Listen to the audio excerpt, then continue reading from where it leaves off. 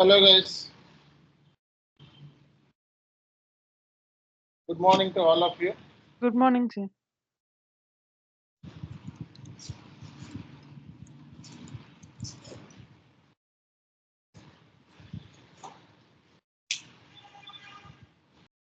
See guys, last class lo మనం basic గా enterprise structure configuration చెప్పుకున్నాం అంతేనా. So how many people completed enterprise structure? Just put your name in the chat box. So ఎవరెవరు మనకి enterprise structure complete చేశారు just give your name in the chat box. And already నేను చెప్పాను, so అందరూ కూడా server access తీసుకోవాలి అని. Okay, so screen shots పెట్టలేదు ఎవరు కూడా. సర్వర్ తీసుకున్న తర్వాత స్క్రీన్ షాట్స్ పెట్టాలని చెప్పారు కదా, బట్ ఎవరు కూడా స్క్రీన్ షాట్స్ పెట్టలేదు. రీజన్ ఏంటి? స్క్రీన్ షాట్ పెడితే మీకే బెనిఫిట్. ఓకే, సో మీరు చేశారు అనడానికి ప్రూఫ్. అదే పొద్దున మేము రివ్యూ చేసుకుంటాం ఎవరెవరు బాగా చేస్తున్నారు ఏంటి అనేది, అర్థమైందా? సో అట్లీస్ట్ ఏంటంటే స్క్రీన్ షాట్ పెట్టాలి. స్క్రీన్ షాట్ అంటే కంప్లీటెడ్ అని చెప్పి మెసేజ్, లేకపోతే ఇంకోటి లేకపోతే ఆల్ కంప్లీట్ చేసిన స్క్రీన్ షాట్లో పెడితే సరిపోతుంది, మనకి ప్రూఫ్ కింద ఉంటుంది. ఓకే,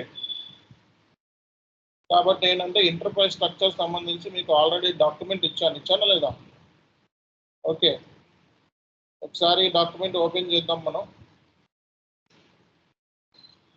సో ఫస్ట్లో మనకి చిన్న పాయింట్ మనం చెప్పుకోవాలండి.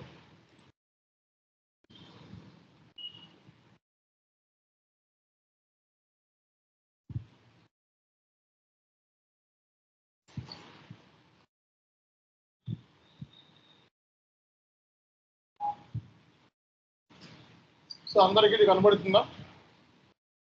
సో ఆర్గనైజేషన్ స్ట్రక్చర్ ఏంటి, ఇది డాక్యుమెంట్లో ఇది చెప్పలేదు అని చెప్పి ఫీల్ అవ్వకండి. Okay, organisation structure SAP FICO organisation structure. Organisation అంటే SAPలో మనకి ఏది పెద్దది ఏది చిన్నది. లైక్ మనం కంపెనీలో చూసుకున్నాం అనుకోండి, ఎవరు పెద్ద? CEO. ఆ తర్వాత సో డిజిగ్నేషన్స్ వస్తాం. సో లైక్ మేనేజర్ కింద, డిప్యూటీ మేనేజర్ కింద, అసిస్టెంట్ మేనేజర్ కింద, లీడ్ కింద, సీనియర్ కన్సల్టెంట్, జూనియర్ కన్సల్టెంట్, ఇట్లా హైరార్కీ ఉంటుందా ఉండదా? అలాగే ఏంటంటే ఇక్కడ కూడా SAPలో హైరార్కీ, ఏది పెద్దది ఏది చిన్నది అన్నట్టు హైరార్కీ అంటారు. సో అన్నిటికంటే పెద్దది ఏంటిది? Client is the highest organisation unit in SAP. Client తర్వాత ఎవరు? Operating concern. FICO organise structure, MM organise structure వాళ్ళకి వేరే ఉంటుంది, SD ఆర్గనైజ్ స్ట్రక్చర్ వాళ్ళకి వేరే ఉంటుంది. సో ఏ మాడ్యూల్కి సంబంధించిన ఆర్గనైజేషన్ స్ట్రక్చర్ ఆ మాడ్యూల్ది వేరే ఉంటుంది. ఓకే, సో ఇక్కడ మనకి సో ఆర్గనైజేషన్ స్ట్రక్చర్లో ఫస్ట్ ఏంటండి? క్లయింట్. తర్వాత ఏంటిది? Operating concern. ఆపరేటింగ్ కన్సర్న్ కింద మనకి ఏముంటాయి? Controlling area 1, controlling area 2, controlling area 3. Controlling area కింద ఏముంటాయి మనకి? బిజినెస్ ఏరియాస్ ఉంటాయి అన్నమాట. అర్థమైందా? సో కాబట్టి ఇక్కడ మీరు అర్థం చేసుకోవాల్సింది ఏంటంటే ఆర్గనైజేషన్ స్ట్రక్చర్ కింద మనకి ఆపరేటింగ్ కన్సర్న్ కింద కంట్రోలింగ్ ఏరియాస్ కింద కంపెనీ కోడ్ కింద బిజినెస్ ఏరియా. ఇవి మనకు ఉండే ఆర్గనైజేషన్ స్ట్రక్చర్లో ఉండే పాయింట్స్. అందరికీ అర్థమవుతుందా లేదా? ఓకే, ఒక ఆపరేటింగ్ కన్సర్న్ కింద ఎన్ని కంట్రోలింగ్ ఏరియాస్ ఉండొచ్చు? 3 కాదు, ఎన్నైనా ఉండొచ్చు. ఓకే, ఉన్నాయి జస్ట్ 3 అని ఇచ్చాం. ఒక కంట్రోలింగ్ ఏరియా కింద ఎన్ని కంపెనీ కోడ్స్ ఉండొచ్చు? ఎన్నైనా కంపెనీ కోడ్స్ ఉండొచ్చు. అర్థమైందా? సో అలా అన్నమాట. సో ఇందులో కంట్రోలింగ్ ఏరియాని ఆపరేటింగ్ కన్సర్న్కి లింక్ అసైన్మెంట్, అలాగే కంపెనీ కోడ్ కంట్రోలింగ్ ఏరియాకి అసైన్మెంట్, అలాగే బిజినెస్ ఏరియాస్. ఒక కంపెనీ కోడ్ కింద చాలా బిజినెస్ ఏరియాస్ ఉంటాయి. బిజినెస్ ఏరియాకి కంపెనీ కోడ్కి అసైన్మెంట్ ఉందా? లేదు. బిజినెస్ ఏరియాకి కన్సాలిడేషన్, బిజినెస్ ఏరియాకి అసైన్మెంట్. అర్థమైందా? రేపొద్దున్న సో మిమ్మల్ని ఈ క్వశ్చన్ అడగొచ్చు, SAP FICO ఆర్గనైజేషన్ స్ట్రక్చర్ ఏంటి మీ కంపెనీది అని అడుగుతారు. ఇక్కడ కనపడేవన్నిటిని ఏమంటాం మనం? ఆర్గనైజేషనల్ యూనిట్స్ అంటాం. అర్థమవుతుంది కదా అందరికీ? రైట్. సో ఇది మనకి ఆర్గనైజేషన్ స్ట్రక్చర్ అంటే ఇది. ఇప్పుడు ఈ ఆర్గనైజేషన్ స్ట్రక్చర్ అనేది కొన్ని కంపెనీస్ అందుకే మీరు కంపెనీలో జాయిన్ అయిన తర్వాత ఏదైనా కంపెనీలో మీరు జాయిన్ అయిన తర్వాత ఏం చేయాలంటే ఆర్గనైజేషన్ స్ట్రక్చర్ ఏంటి అని చెప్పి మీరు చెక్ చేసుకోవాలి. ఓకే, ఇదేంటంటే మీకు బ్లూ ప్రింట్లో ఉంటుంది అన్నమాట. ఇవన్నీ కూడా మీకు బ్లూ ప్రింట్స్లో ఉంటాయి, ఆర్గనైజ్ స్ట్రక్చర్ ఏంటి అన్నది.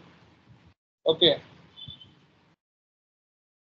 ఓన్లీ 3, 4, 5 మెంబర్స్ ఏనా? ఇంకెవరు లేరా? ఆఫ్లైన్లో ఎంతమంది కంప్లీట్ చేశారు? Right your hands. లేదా ఏ మిస్టేక్స్ ఏమన్నా అందులో? ఓకే, మిస్టేక్స్ ఏమన్నా డైరెక్ట్ చేసేసాను, ఈరోజు కంప్లీట్ చేసేయండి. ఓకే, సో మనకి ఎప్పుడు ఇచ్చిన వర్క్ అప్పుడు సిస్టంలో అయిపోవాలి. సిస్టంలో అయిపోయి ఇక్కడ స్క్రీన్ షాట్ పెట్టేసేయాలి దాన్ని. అర్థమవుతుంది అందరికీ? సో లేట్ అయితే మళ్ళీ లేట్ అయిపోద్ది, ఇంకా అయిపోయినట్టే గేమ్, మళ్ళీ ఇంకో బ్యాచ్లో జాయిన్ అవుతున్నాం. సో అదే నేను చెప్తుంది ఇందులో, ఎస్ఏపి అనేది ఎప్పుడు ఇచ్చిన టాస్క్ని అప్పుడు కంప్లీట్ చేసుకొని రెడీగా ఉండాలి. అర్థమవుతుందా? అది ఆ పాయింట్ మీరు గుర్తుపెట్టుకోండి.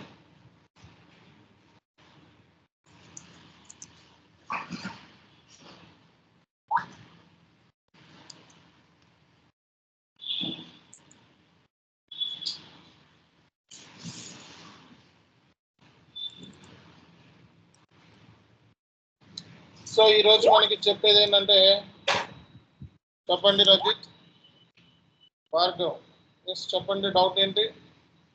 సార్ నిన్న కాన్ఫిగరేషన్ చేసాం కదా, కంపెనీస్ అసైన్ చేసి కాన్ఫిగరేషన్ చేసి అన్ని అసైన్ చేసుకున్నాం కదా, ఆ అసైన్ చేసినవి బ్రాంచెస్ అవన్నీ ఒకటే దానిలో చూసుకోవడానికి ఏమన్నా కుదురుతుందా? ఒకే దాంట్లో అంటే మీరు ఉంటుంది, టీ కోడ్ ఉంటుంది మనకి, అది మీకు OBY6 అని ఉంటాయి, బట్ అన్నీ దొరకవు అందులో. సో మీ కంపెనీ కోడ్ ఏంటి? మీ కంపెనీ కోడ్ ఏం క్రియేట్ చేసామండి మనం? నేను క్రియేట్ చేసిన కంపెనీ కూడా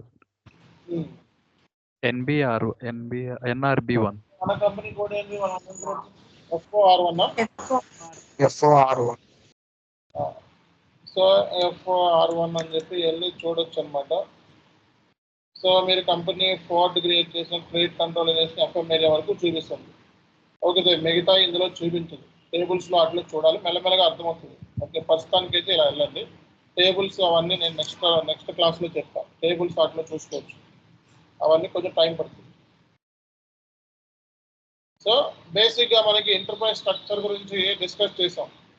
తర్వాత మనం గ్లోబల్ సెట్టింగ్స్ కాన్ఫిగరేషన్స్ గురించి ఈరోజు మనం డిస్కస్ చేద్దాం.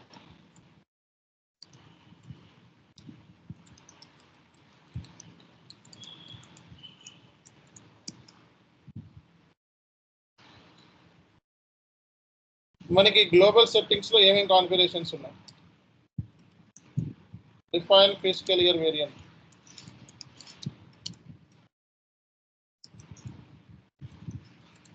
assign fiscal year variant,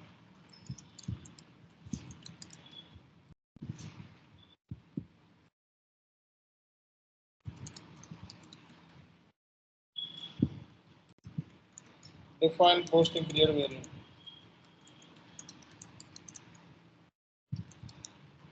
assign posting period variant.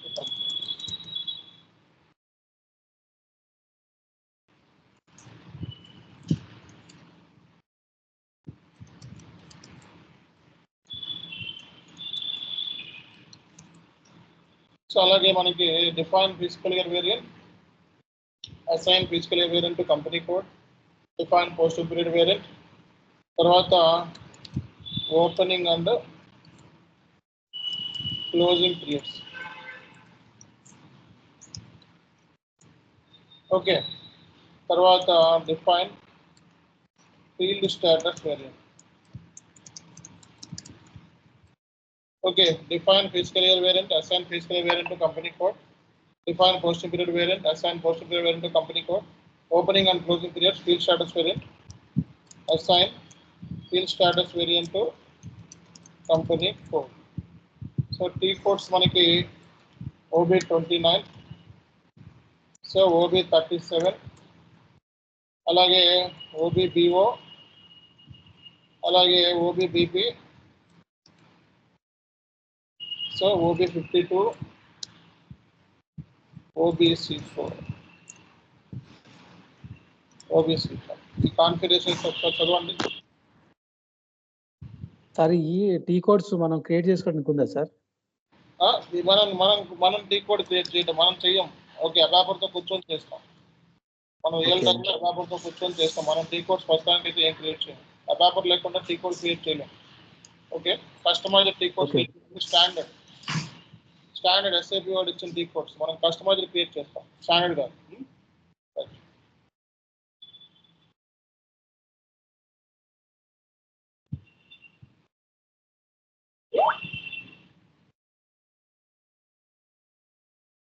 ఒకసారి చూడండి, ఇది ఒకసారి చూస్తే ఈ కాన్ఫిగరేషన్స్ ఈ టీ కోడ్స్ ఒకసారి గుర్తుపెట్టుకోండి. స్టార్ట్ చేద్దాం process.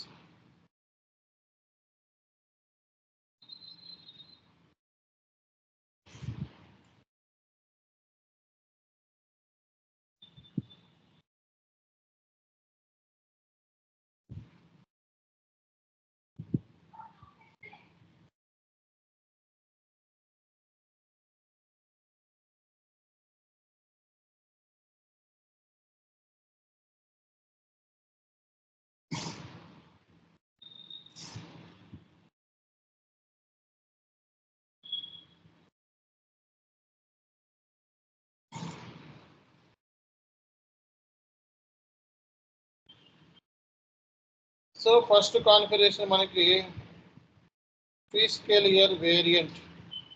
So physical year variant అంటే ఏంటి బేసిక్గా ఎవరికైనా తెలుసా? చెప్పండి.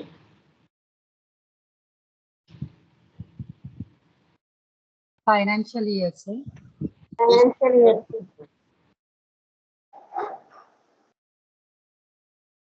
ఎవరు చెప్తారు? Financial year sir. Physical year ఇంకా ఎవరు చెప్తారు?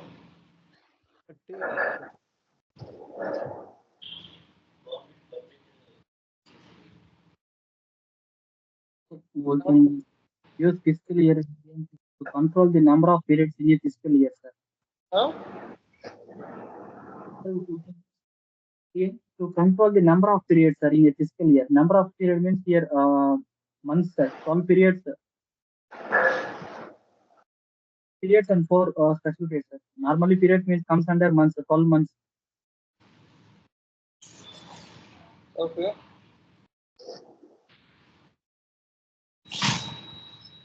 ఎవరు చెప్తారు?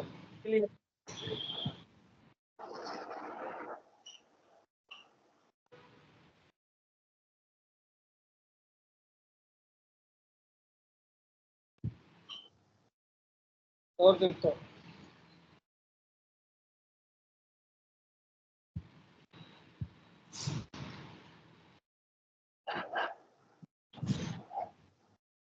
Year starts from either March to April, like a financial year, sir.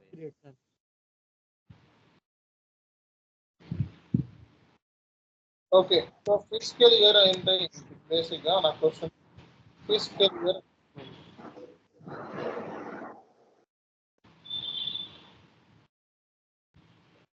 Posting period plus special posting period. So మనకి ఎస్ఏపిలో మీట్లో పెట్టండి అందరూ కూడా. సో మనకి ఎస్ఏపిలో సో ఎన్ని పీరియడ్స్ ఉంటాయో తెలుసా? జనరల్గా మన అకౌంటింగ్ పీరియడ్ అంటే ఏంటి?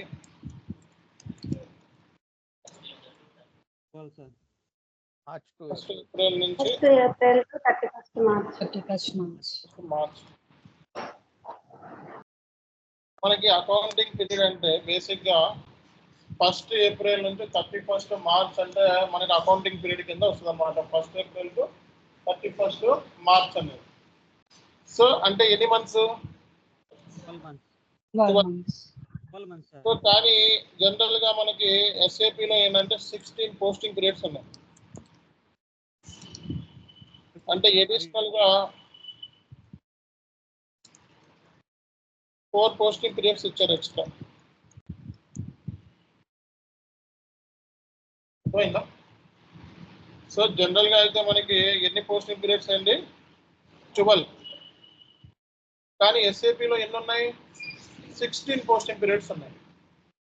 అంటే అడిషనల్ గా మనకి 12 + 4 అంటే 4 అడిషనల్ పోస్టింగ్ పీరియడ్స్ ఇచ్చారు. అంటే టోటల్ గా SAP లో ఎన్ని పోస్టింగ్ పీరియడ్స్ ఉన్నాయి? 16 పోస్టింగ్ పీరియడ్స్ ఉన్నాయి. 16.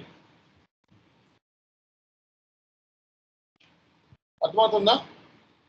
SAP లో ఓవరాల్ గా ఎన్ని పోస్టింగ్ పీరియడ్స్ ఉన్నాయి? 16 పోస్టింగ్ పీరియడ్స్ ఉన్నాయి.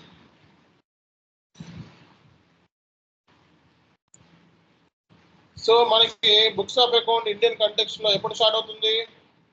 1 ఏప్రిల్ నుంచి 31 మార్చ్ స్టార్ట్ అవుతుంది.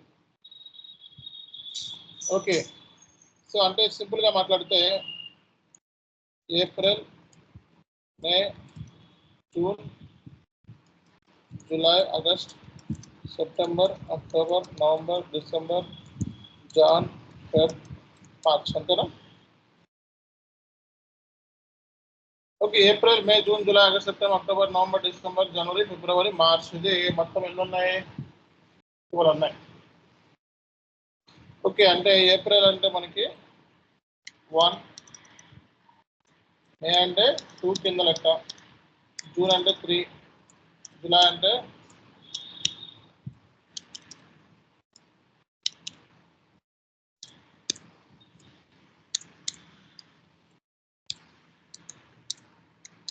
3. ఇది April, May, June, July, August, September, October, November, December. అంటే ఇప్పుడు ఏ పీరియడ్ లో ఉన్నాం మనం? 6th పీరియడ్ లో ఉన్నాం. అంటే సెప్టెంబర్ లో ఉన్నాం. అర్థమవుతుందా? అంటే సెప్టెంబర్కి ఏ period? 6th period. So SAP లో ఏంటంటే ఈ పాస్ట్ పీరియడ్స్ అన్ని క్లోజ్ చేసి ఉంటాయి. అలాగే ఫ్యూచర్ పీరియడ్స్ అన్ని కూడా క్లోజ్ చేసి ఉంటాయి. ఓన్లీ ఈ పీరియడ్ మాత్రమే ఓపెన్ చేసి ఉంటుంది. రియల్ టైం అంటే ఆ పీరియడ్ లో మాత్రమే ట్రాన్సాక్షన్స్ పోస్ట్ చేయగలుగుతాం. So past period previous financial statements already close అయిపోయి ఉంటాయి. Every month finance statements close అయిపోతుంది. అప్ టు 5th మంత్ వరకు ఫైనాన్స్ స్టేట్మెంట్స్ అన్ని క్లోజ్ అయిపోయి ఉంటాయి. అర్థమవుతుందా? సో ఇప్పుడు మనకి April, May, June, July, August, September వరకు మనకి బుక్స్ ఆఫ్ అకౌంట్స్ క్లోజ్ అయిపోయి ఉంటుంది. 7th పీరియడ్, 8th పీరియడ్ అన్నీ అంటే ఈ 5th పీరియడ్ ఇటు సైడ్ నుంచి ఇటు సైడ్ అన్ని క్లోజ్ అయి ఉంటాయి. ఓన్లీ మనం పోస్ట్ చేసేది ఏ పీరియడ్? సెప్టెంబర్లో సంబంధించిన ట్రాన్సాక్షన్ సెప్టెంబర్లో పోస్ట్ చేస్తాం. ఒకవేళ కరెక్షన్ చేసుకోవాలనుకోండి, రాంగ్ పొజిషన్ కరెక్ట్ చేసుకోవచ్చు. బట్ హైయర్ అథారిటీ అప్రూవల్స్ తీసుకోవాలి. బ్యాక్ పీరియడ్లోకి వెళ్ళి కరెక్ట్ చేసుకోవచ్చు. కానీ ఏం చేయాలి? మనం హైయర్ అథారిటీ అప్రూవల్స్ తీసుకోవాల్సి ఉంటుంది కరెక్ట్ చేసుకోవాలంటే. ఓకే. ఎందుకంటే ఫైనాన్షియల్ స్టేట్మెంట్స్ క్లోజ్ అయి ఉంటాయి, రిపోర్ట్స్ వెళ్ళిపోయి ఉంటాయి. మళ్ళీ అడిషనల్గా నువ్వు ఏమన్నా పాయింట్స్ తప్పు చేసిన కరెక్షన్ అవన్నీ ఉన్నాయనుకో, అప్పుడు ఏంటి మళ్ళీ వాళ్ళకి చెప్పాల్సి వస్తుంది మేనేజ్మెంట్. సో ఇక్కడ SAPలో మొత్తం మనకి 12 పోస్టింగ్ ప్లస్ 16 అంటే ఏంటి? అడిషనల్గా 4 అడిషనల్ పోస్టింగ్ పీరియడ్ ఇచ్చారు. అంటే ఏంటో తెలుసా? ఏప్రిల్, మే, మార్చ్ తర్వాత ఏంటిది? April, May, June, July.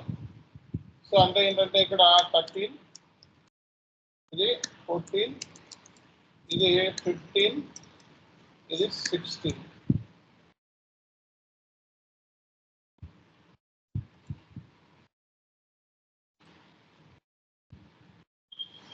ఇది అడిషనల్. అంటే ఈ 2 తర్వాత యూజ్ చేస్తారు. స్పెషల్ పోస్టింగ్ పీరియడ్స్ అంటారు. ఏమంటారు? స్పెషల్ పోస్టింగ్ పీరియడ్స్ ఎప్పుడు యూజ్ చేస్తారు? ఈ 2 తర్వాత. అంతేగాని ఈ ముందుకు యూజ్ చేయలేదు. అందుకే అడిషనల్గా SAP 4 ఇచ్చారు స్పెషల్ పోస్టింగ్ పీరియడ్స్. అంటే ఎందుకు ఇచ్చారు అంటే సో మధ్యలో ఏమన్నా అంటే ఇయర్ బుక్స్ క్లోజ్ అయిపోయిన తర్వాత మీ సీనియర్ చార్టర్డ్ అకౌంటెంట్ వచ్చి అరే ఈ 6th పీరియడ్లో రాంగ్ చేసావు, 7th పీరియడ్లో రాంగ్ చేసావు, ఇందులో నువ్వు వెళ్ళి కరెక్ట్ చెయ్యి అని అన్నప్పుడు సో మనం ఈ స్పెషల్ పోస్టింగ్ పీరియడ్స్ని ఓపెన్ చేస్తాం. ఓకే, ఇది ఎప్పుడు ఏప్రిల్ మే జూన్ జూలై వరకు మనకి ఎలిజిబిలిటీ ఉంది. ఓకే, సో ఇక్కడ ఆడిట్ కరెక్షన్స్ కి వై స్పెషల్ పోస్టింగ్ పీరియడ్స్ అంటే ఏం చెప్తారు?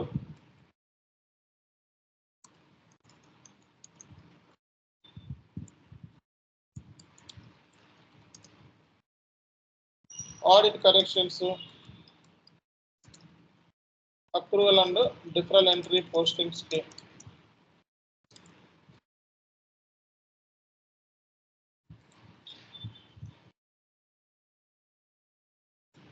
ఓకే, ట్యాక్స్ కరెక్షన్స్ కి మరి ఇది అడ్జస్ట్మెంట్స్ కి ఈ స్పెషల్ పోస్టింగ్ పీరియడ్స్ అనేది ఎస్ఏపీలో ఓపెన్ చేస్తారు అన్నమాట. ఓకే, ఇది ఎప్పుడు యూజ్ చేస్తారు మనకి? ఇయర్ ఎండ్ ఇయర్ బిఫోరా? ఇయర్ ఎండ్ తర్వాత అంటే next year 2025 April May June July వరకు పీరియడ్స్ ఓపెన్ చేసుకొని బ్యాక్ పీరియడ్స్ అంటే బ్యాక్ పీరియడ్స్ ఓపెన్ చేసుకొని ఇందులో కరెక్ట్ చేసుకోవచ్చు అన్నమాట. ఫర్ ఎగ్జాంపుల్ ఆడిటర్ మనకి 15th మంత్లో వచ్చి ఓకే, సో 7th మంత్లో రాంగ్ కరెక్షన్ చేసామంటే ఈ 2 పీరియడ్స్ ఓపెన్ అయి ఉన్నారు, అర్థమవుతుందా? సో కాబట్టి రేపొద్దున్న స్పెషల్ పోస్టింగ్ పీరియడ్స్ ఎందుకు అని ఇంటర్వ్యూలో అడిగితే సో ఈ రీజన్ చెప్పాలి. ఓకే, మనకి క్వశ్చన్ ఏంటంటే ఇక్కడ so fiscal year variant.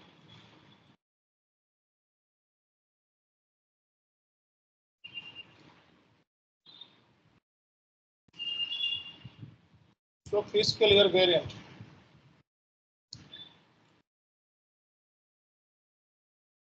Why special posting periods అంటే ఇవి చెప్పుకున్నాం మనం. Okay, so audit corrections, approval and deferral entry postings, tax corrections, any adjustments. So మనకి ఫిజికల్ ఇయర్ వేరియంట్ సో ఒక్కొక్క కంట్రీలో ఒక్కోలాగా ఉంటుంది. సో మనం ఫాలో అవుతున్న ఫిజికల్ ఇయర్ వేరియంట్ ఏంటంటే V3 అన్నమాట. సో V3 అంటే ఏంటి అంటే మన books of account 1st April నుంచి స్టార్ట్ అయ్యి 31st మార్చ్కి క్లోజ్ అయ్యి ఓకే, సో ప్లస్ ఇన్ అడిషనల్గా 4 స్పెషల్ పోస్టింగ్ పీరియడ్స్ ఓపెన్ చేసి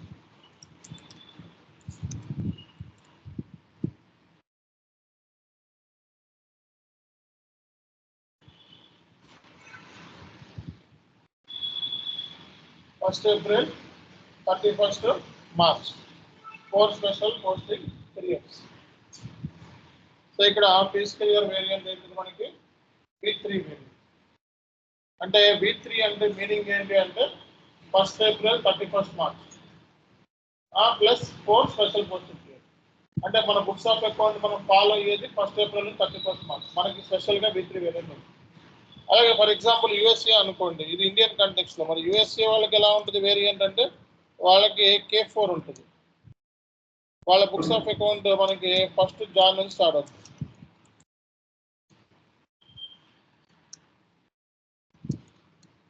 క్యాలెండర్ ఇయర్ అంటారు. అలా ఏ కంట్రీలో కొన్ని కంట్రీస్ మనకి ఇలా ఫాలో అవుతాయి, క్యాలెండర్ ఇయర్ ఫాలో అవుతాయి. కొన్ని కంట్రీస్లో బుక్స్ ఆఫ్ అకౌంట్ జూన్లో స్టార్ట్ అవుతాయి, జూలైలో స్టార్ట్ అవుతాయి. వాళ్ళ ఫిజికల్ ఇయర్ వేరియంట్స్ మనకు వేరే ఉంటాయి. సో ప్రస్తుతానికైతే యూఎస్లో ఉన్న వాళ్ళు K4, ఇండియాలో ఉన్న వాళ్ళు V3 వేరియంట్. అర్థమవుతుందా? సో కాబట్టి ఫిజికల్ ఇయర్ వేరియంట్ అంటే మనం V3 వేరియంట్ అని చెప్తాం. V3 variant. So V3 variant already సిస్టంలో డిఫైన్ చేసి ఉంటుంది.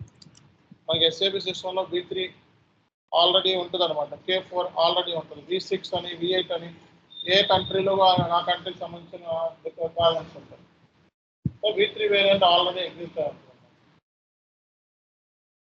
4 special posting periods. Okay, so కాబట్టి యూఎస్ఏ కంపెనీ కోడ్స్కి ఎక్కువగా యూజ్ చేసేది K4 variant. India company code ఎక్కువ యూజ్ చేసేది V3 వేరియంట్. సో మన బుక్స్ ఆఫ్ అకౌంట్ స్టార్ట్ అయ్యేటప్పుడు 1st April to 31st March. ఇప్పుడు నేను ఒక చిన్న సినారియో చెప్తాను. సినారియో అంటే ఏంటి అంటే చూడండి ఒకసారి. XYZ company has 5 company codes,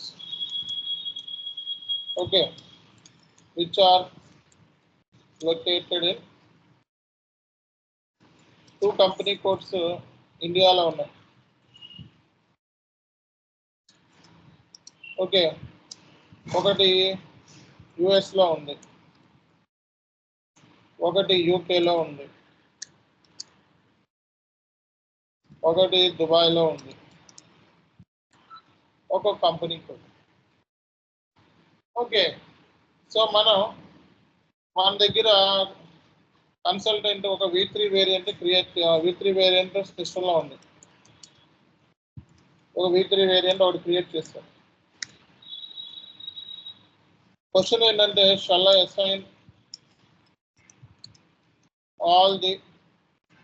assign V3 variant to all company code?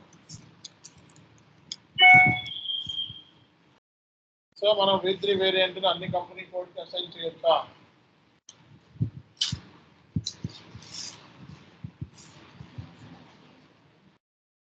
Assign చేయొచ్చా చేయలేమా? So we will assign V3 variant only to Indian company. అలాగే సో మనకి దుబాయ్లో కూడా మన బుక్స్ ఆఫ్ అకౌంట్స్ 1 ఏప్రిల్ నుంచి 31 మార్చ్ ఉందనుకోండి, దీనికి కూడా అసైన్ చేసుకోవచ్చు దుబాయ్ దానికి. ఓకే, యూకేలో మళ్ళా క్యాలెండర్ ఇయర్ ఫాలో అవుతున్నాడు అనుకోండి, K4 యూజ్ చేసుకోవచ్చు. కొన్ని కంట్రీస్లో జూలైలో కూడా బుక్స్ ఆఫ్ అకౌంట్ స్టార్ట్ అవుతా ఉంటుంది, జపాన్ అలాంటి వాటికి మళ్ళీ వేరియంట్ వేరే ఉంటుంది. ఎస్ఐపిలో వేరియంట్స్ అనేవి ఎస్ఐపిలో ప్రీ డిఫైన్డ్. సో కాబట్టి రేపొద్దున ఫిజికల్ ఇయర్ వేరియంట్ అంటే ఏంటి అంటే ఇవన్నీ చెప్తాం. సో మనకి ఇయర్ అనేది మనకి షిఫ్ట్ అవుతుంది, అవునా కదా? ఏప్రిల్ నుంచి స్టార్ట్ అయ్యి మనకి డిసెంబర్తో ఎండ్ అయ్యి కొత్త పీరియడ్ అనేది ఇక్కడ స్టార్ట్ అవుతుంది. 2024 కంప్లీటెడ్ డిసెంబర్, 2025 స్టార్ట్ అవుతుంది జనవరి నుంచి. ఇయర్ అనేది షిఫ్ట్ అవుతుంది అన్నమాట, ఇయర్ షిఫ్ట్ అంటాం. సో ఇయర్ షిఫ్ట్ని మనం 0తో డినోట్ చేస్తాం. అంటే ఎస్ఏపిలో ఇవన్నీ ఇయర్ షిఫ్ట్ అవ్వలేదు కాబట్టి ఇక్కడ 2024లో స్టార్ట్ అయింది 0తో డినోట్ చేస్తాం. ఇవన్నీ ఇయర్ షిఫ్ట్ అవ్వలేదు కాబట్టి.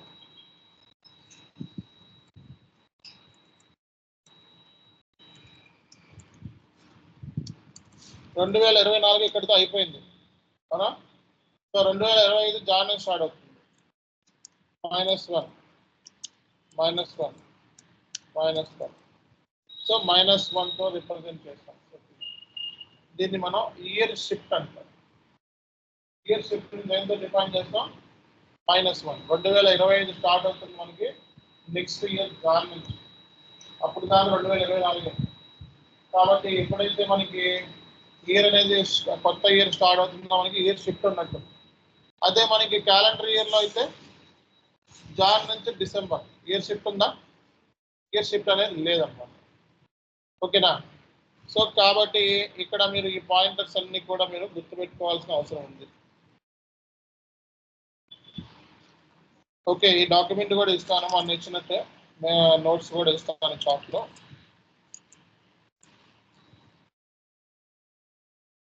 సో ఫిజికల్ ఇయర్ వేరియంట్ని క్రియేట్ చేసిన తర్వాత ఏం చేయాలండి? కంపెనీ కోడ్స్కి అసైన్ చేయాలి. So once you create the fiscal year variant, then what is the next step? You need to assign to company code. Fiscal year variant ని create చేసిన తర్వాత మనం company code కి అసైన్ అనేది చేసుకోవాలి. అర్థమవుతుందా అందరికి?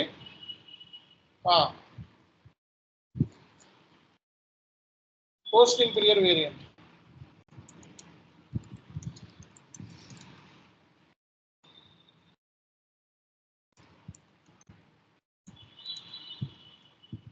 ఎస్ఏపిలో మనకి పోస్టింగ్ పీరియడ్ వేరియంట్స్ ఉంటాయి.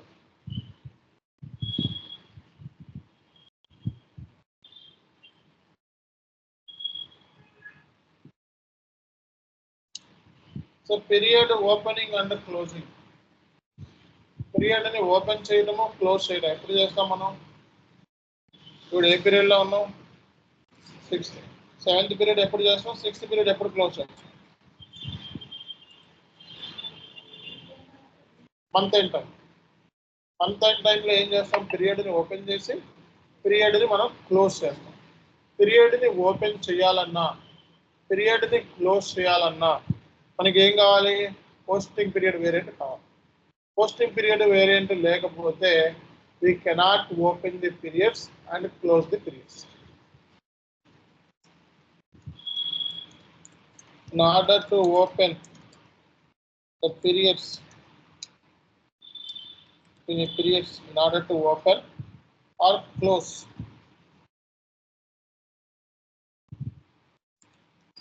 we need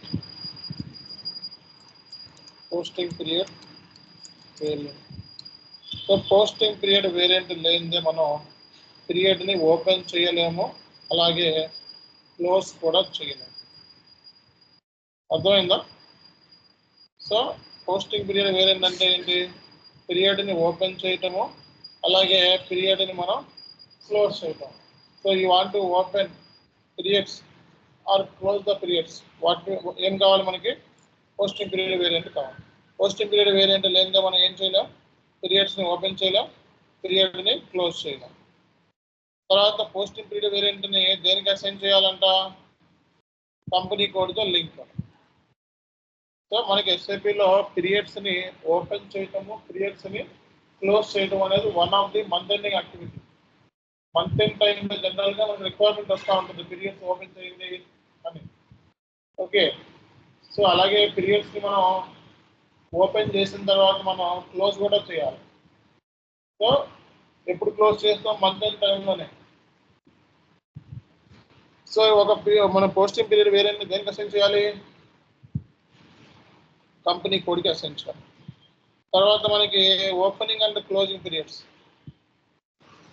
సో మనకి ఏ టీ కోడ్ యూజ్ చేస్తాం మనం, OB52. So opening and closing అంటే పీరియడ్స్ని ఓపెన్ చేయడం క్లోజ్ చేయడం అనేది దేని మీద డిపెండ్ అయి ఉంది, పోస్టింగ్ పీరియడ్ వేరియంట్ మీద డిపెండ్. పోస్టింగ్ పీరియడ్ వేరియంట్ లేకపోతే పీరియడ్ని ఓపెన్ చేయలేము, క్లోజ్ చేయలేము. ఏ మంత్తో సంబంధించిన ట్రాన్సాక్షన్స్ ఆ మంత్లోనే మనం ఎస్ఐపిలో పోస్ట్ చేస్తాం. అర్థమైందా? ఏ మంత్కి సంబంధించిన ట్రాన్సాక్షన్స్ మనం ఆ మంత్లోనే ఎస్ఐపిలో పోస్ట్ చేస్తాం. ఓకే, 6th మంత్ అని సెప్టెంబర్ ఓపెన్ అయితే సెప్టెంబర్ సంబంధించిన ట్రాన్సాక్షన్స్ అన్ని సెప్టెంబర్లో పోస్ట్ చేస్తాం. అక్టోబర్ ఓపెన్ అయితే అక్టోబర్ సంబంధించిన ట్రాన్సాక్షన్స్ అన్ని అక్టోబర్లో పోస్ట్ చేస్తాం. మనకి సెప్టెంబర్ అయినా అక్టోబర్ అయినా ఫస్ట్ మనకి పోస్టింగ్ పీరియడ్ వేరియంట్ అనేది మనకి దేనికి యూస్ అవుతుంది, పీరియడ్ ఓపెన్ చేయడానికి పీరియడ్ని క్లోజ్ చేయడానికి. సో ప్రీవియస్ మంత్లో పీరియడ్స్ ఓపెన్ చేయమంటే మనం ఏం చేయాలి, ఫస్ట్ చెక్ చేసుకోవాలి ఎందుకు ఓపెన్ చేయమంటున్నారు, ఆ రీజన్ ఏంటి, ఒక ఏం ట్రాన్సాక్షన్ పోస్ట్ చేయాలనుకుంటున్నాడు, అప్రూవల్స్ ఉన్నాయా లేదా, అవన్నీ కూడా మీరు చెక్ చేసుకోవాలి. తొందరగా పీరియడ్స్ ఓపెన్ చేయకూడదు, రియల్ టైంలో మనకి తొందరగా పీరియడ్స్ ఓపెన్ చేయకూడదు. ఫస్ట్ చెక్ చేసుకోవాలి ఎందుకు ఓపెన్ చేయమంటున్నాడు, ఏ ట్రాన్సాక్షన్ ఎస్ఐపిలో పోస్ట్ చేద్దాం అనుకుంటున్నాడు, ఆ రీజన్ ఏంటి అనేది మనం ఫస్ట్ చెకప్ చేసుకోవాలి.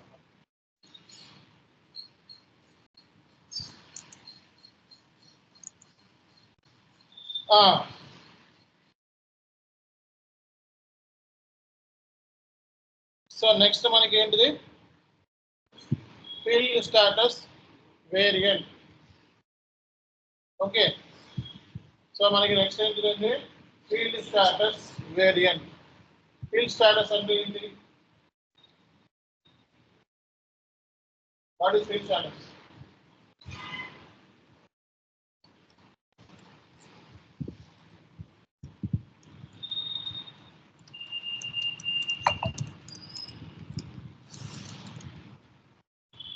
ఫీల్డ్ స్టేటస్ వేరియంట్ అంటే ఏంటి? సో ఫీల్డ్ స్టేటస్ వేరియంట్ అంటే ఏంటి ఎస్ఐపిలో ఎవరు చెప్తారండి? It controls the fields at the time of document posting. Okay. So field status అంటే ఫర్ ఎగ్జాంపుల్ మనకి ఒక ఎగ్జామ్ ఫామ్ ఉందండి, జస్ట్ ఒక ఎగ్జామ్ ఫామ్. సో ఎగ్జామ్ ఫామ్లో మనకి ఏమేమి ఉంటాయి చెప్పండి.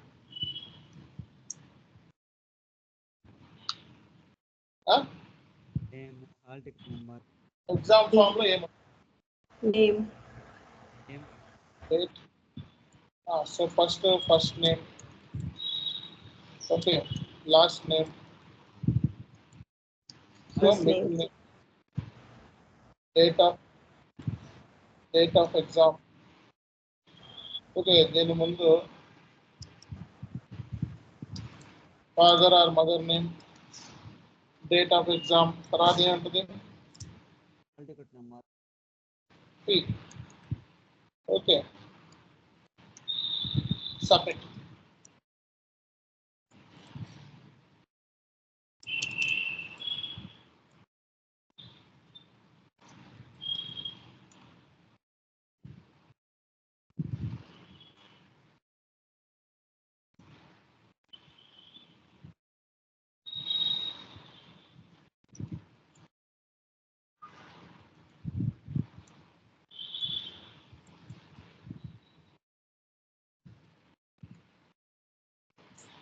సో ఇప్పుడు చెప్పండి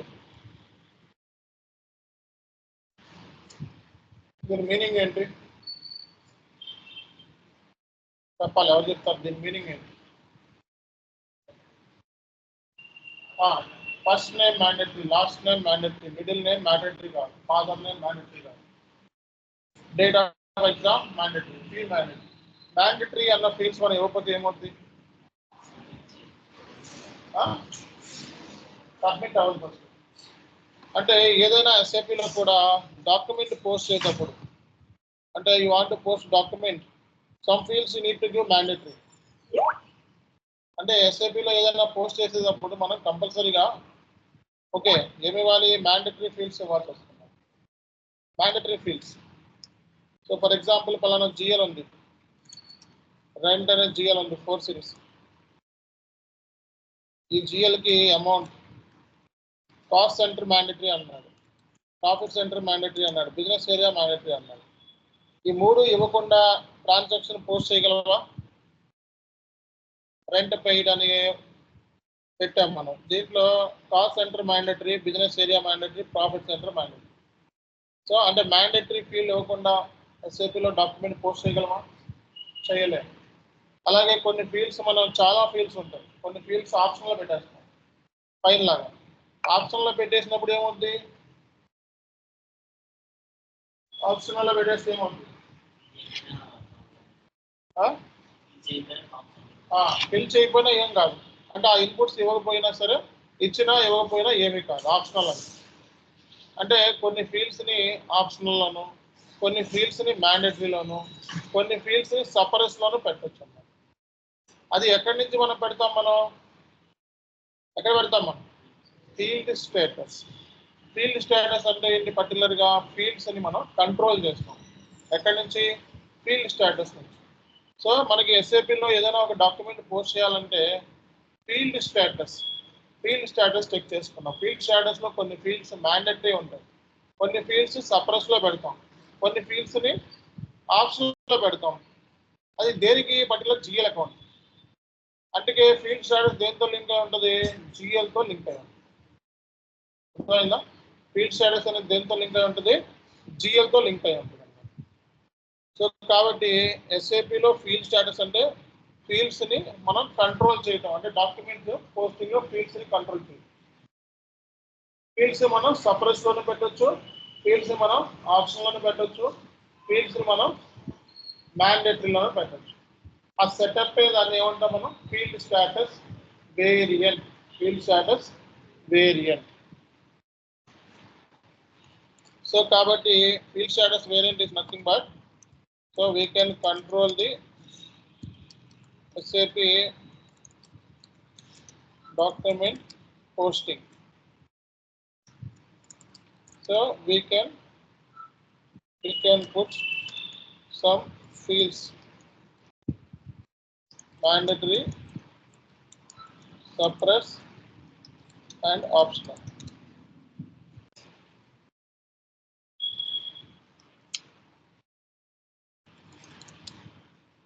We can put some fields in document. So ఇలా మనం ఫీల్డ్ స్టేటస్ గురించి చెప్తున్నాం. Field status link with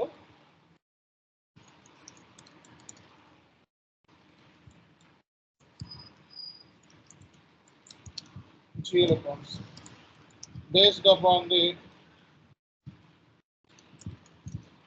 client requirement. We can set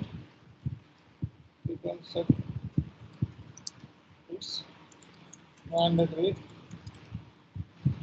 optional and surplus. Okay, మీకు డాక్యుమెంట్ ఉంటే ఈ డాక్యుమెంట్లో ఉంటే చూసుకోండి దాని గురించి కూడా.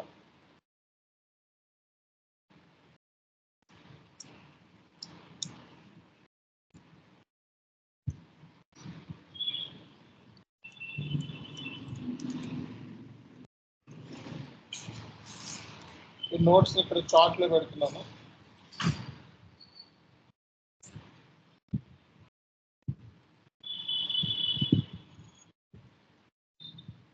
ఈ గ్లోబల్ సెట్టింగ్స్ డాక్యుమెంట్ మీకు పంపిస్తాను ఇప్పుడు.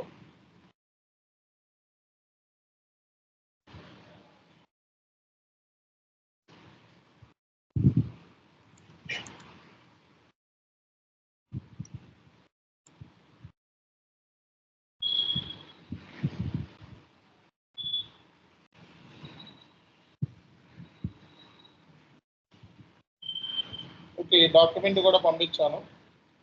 గ్లోబల్ సెట్టింగ్స్ డాక్యుమెంట్ ఒకసారి ఓపెన్ చేయండి.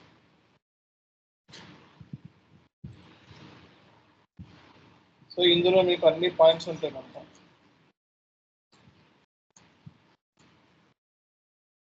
మొత్తం ఇవన్నీ కూడా గ్లోబల్ సెట్టింగ్స్ కాన్ఫిగరేషన్స్. కొన్ని చెప్పాను, టుమారో కొన్ని చెప్తాను. తీసుకునే వేరియంట్ పీరియడ్ ఎస్ఐపిలో ఎలా క్రియేట్ చేయాలి. ఓకే, ఇవన్నీ కూడా ఈ డాక్యుమెంట్లు ఇచ్చా ఎలా చేయాలి అంటే టుమారో క్లాస్లో ఈ డాక్యుమెంట్ మీకు అర్థమవుతుందా? టుమారో క్లాస్లో మీకు ఈ డాక్యుమెంట్ క్లియర్ కట్గా అర్థమవుతుంది.